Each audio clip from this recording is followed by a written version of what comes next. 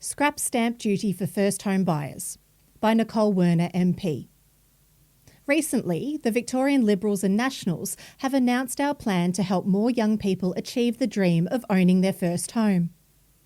If elected in November next year, we will scrap stamp duty for first home buyers on all properties valued up to $1 million, regardless of whether it is an existing or new home. This will mean up to $55,000 in tax relief for Victorians trying to get a foot in the door of the property market. For many, that could be the difference between continuing to rent or finally getting the keys to their own home. As I speak to young people in our community who feel hopeless or dejected about the housing crisis, increasing rents and uncertainty about their future housing, I feel more convinced than ever that owning your own home should not be a pipe dream or something that is unachievable and unattainable. Home ownership is part of the Australian dream, and governments should empower people who aspire to own their own homes to do so. This policy aims to enable Victorians, particularly young Victorians, to pursue their dreams. Economists across the board agree. Stamp duty is one of the most economically harmful taxes in Victoria. It punishes young people under 35, like myself, the most, who are typically more mobile and more likely to be entering and moving through the property market. Young people change jobs more frequently, move for study or work, and form or dissolve households at a higher rate, meaning they are more likely to incur stamp duty. Stamp duty also hurts older people, particularly those looking to downsize. The high tax acts as a major disincentive to move, forcing many to remain in their homes that are much larger than their needs.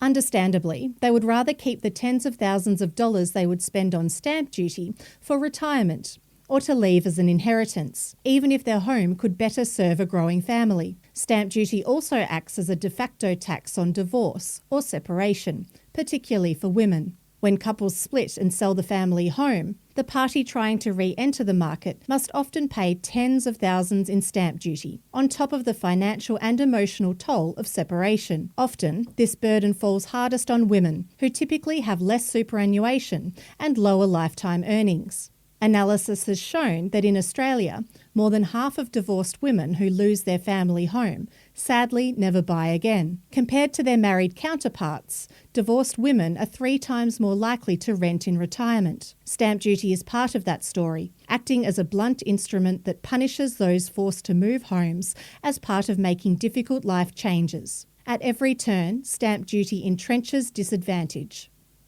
It locks people in when they need flexibility, whether they're young professionals, families growing or shrinking, or individuals starting again after a loss or crisis.